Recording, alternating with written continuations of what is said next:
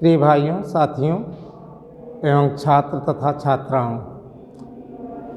हमारे चैनल पढ़ो बढ़ो की ओर से आप सभी को हार्दिक अभिनंदन एवं वंदन है तथा नमस्कार।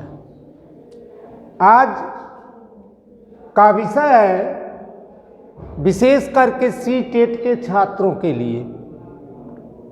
जैसे कि सी-टेट के छात्रों को परीक्षाओं में अधिकांश पैराग्राफ दे दिया जाता है, चाहे गद्य का हो या पद्य का। जैसा कि एक छोटा सा हम पैरा दे दिए हैं और उसी पैराग्राफ में से या उसी गद्य खंड या पद्य खंड में से कुछ प्रश्नों को पूछा जाता है। जैसा कि उपरोक्त गद्य खंड से हम दो प्रश्न यहाँ बना दिए हैं, जिनमें से उपरोक्त गद्य खंड है संस्कृत भाषा प्राचीन भाषा अस्ति, अस्य व्याकरणम सुव्यवस्थितम अस्ति, संस्कृत भाषां सर्वेषां भाषायां जननी कथ्यते, अस्य सूक्तया सुभाषितानि सन्ति। तो सर्वप्रथम हमें पैराग्राफ को अच्छी तरह से पढ़ना चाहिए और सोचना चाहिए कि ये पैराग्राफ में क्या दिया है और किसके विषय में ये पैराग्राफ बता रहा है। जब हम इसको पढ़ेंगे तो पढ़ने से हमें जरूर ज्ञात होगा एक एक पॉइंट या एक एक शब्द, एक एक अच्छे वाक्य, और उन्हीं वाक्यों पर ही आधारित ये प्रश्न होंगे। तो जैसे कि पहला प्रश्न बताया गया है कि अस्य गद्यांशस्य उचित शीर्षकम किम अस्ति।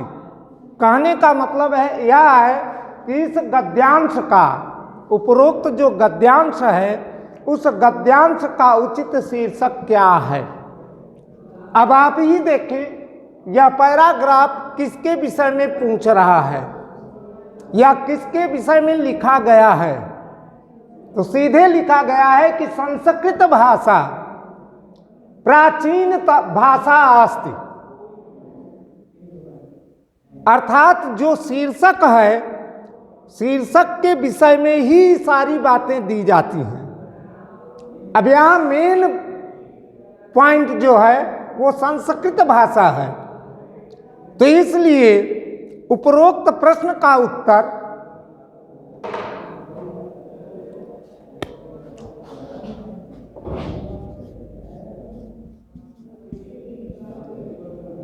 सीधे हुआ। अब आप प्रश्न ही को पूरा लिखिए। उत्तर लिखने का भी एक तरीका आपको बता दिया जा रहा है उचित, कहीं खोजना नहीं है, सब प्रश्न ही में है। केवल प्रश्नवाचक शब्द किम को हटा करके उसका जो मेन उत्तर है वहीं रख दीजिए, बाकी पूरा उत्तर बन जाएगा। अब यहाँ है अस्य गद्यांशस्य उचित शीर्षकम किम अस्ति। तो हम सीधे उत्तर में लिखेंगे अस्य गद्यांशस्य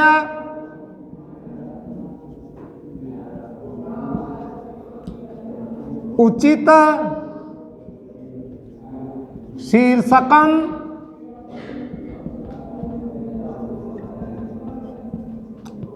संस्कृत भाषा, क्योंकि संस्कृत भाषा के व्याकरण को बताया जा रहा है, उसकी सूक्ति को बताया जा रहा है और उसी भाषा को ही बताया जा रहा है कि सभी भाषाओं की माता है।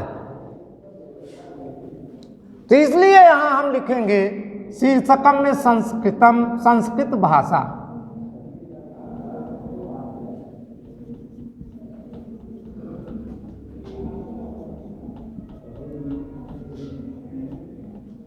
दूसरा प्रश्न है कस्य व्याकरणम सुव्यवस्थितम अस्ति। किसका व्याकरण सुव्यवस्थित है। यहां सीधे है अस्य व्याकरणम सुव्यवस्थितम अस्ति। तो अस्य का मतलब होता है इसका, तो किसका, संस्कृत भाषा का। तो यहां भी हमें उत्तर में ख में लिखना है जहां अस से लिखा गया है, कस से लिखा गया है, तो कस के स्थान पर हमें लिखना है संस्कृतस्य या संस्कृत भाषायाः।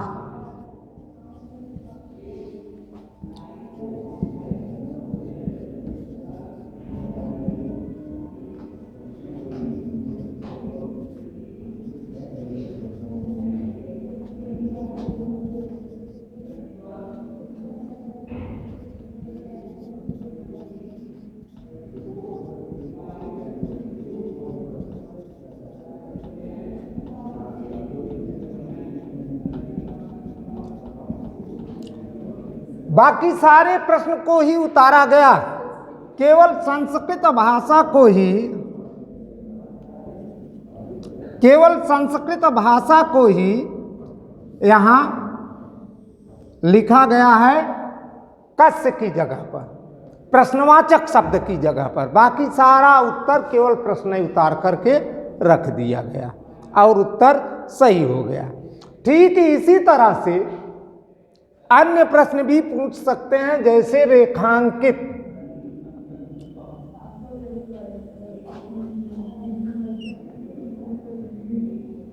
अब यहां देखिए, तीसरा प्रश्न ये भी हो सकता है कि रेखांकित अंश की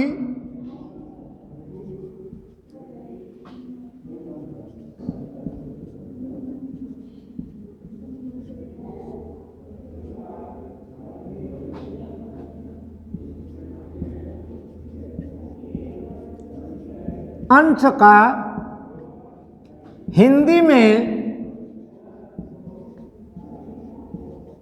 अनुवाद कीजिए।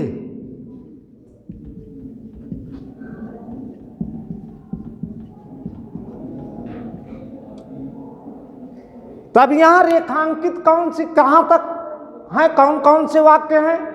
पहला वाक्य, दूसरा वाक्य। तो पहला वाक्य है संस्कृत भाषा प्राचीन भाषा, संस्कृत भाषा सबसे पुरानी भाषा है। अब रेखांकित अंश में जो रेखांकित है, जिन पंक्तियों को रेखांकित किया गया, अब उन पंक्तियों का ही हमें अनुवाद करना है। तो यहाँ हम दे देंगे संस्कृत भाषा प्राचीन भाषा अस्ति, इसका अनुवाद हम सीधे लिखेंगे संस्कृत भाषा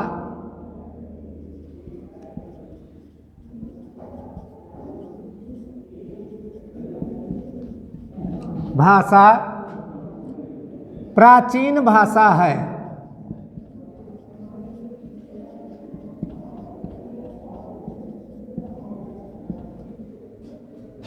अस्य व्याकरणम सुव्यवस्थितम, और अस्य माने इसका, इसका व्याकरण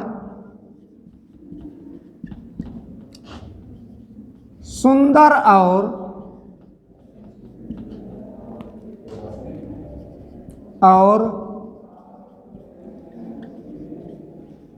व्यवस्थित है। इसी तरह से अन्य और भी प्रश्न पूछ सकते हैं, जैसे ये भी पूछा जा सकता है कि सर्वेषां भाषायां जननी का अस्ति।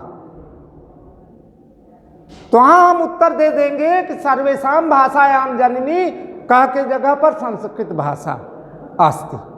सभी भाषाओं की माता संस्कृत भाषा है। तो इसी तरह से ये केवल सी-टेट के विद्यार्थियों के लिए ही नहीं है, अपितु ये इंटरमीडिएट में भी इस तरह के पूछे जाते हैं प्रश्न। एक पैराग्राफ होता है, वो सेकंड पेपर में आता था, लेकिन अब जब एक पेपर कर दिया गया तो ये पैराग्राफ इंटरमीडिएट के छात्रों के लिए ही बहुत उपयोगी है। और इसी के साथ हम आज की कक्षा समाप्त करते हैं।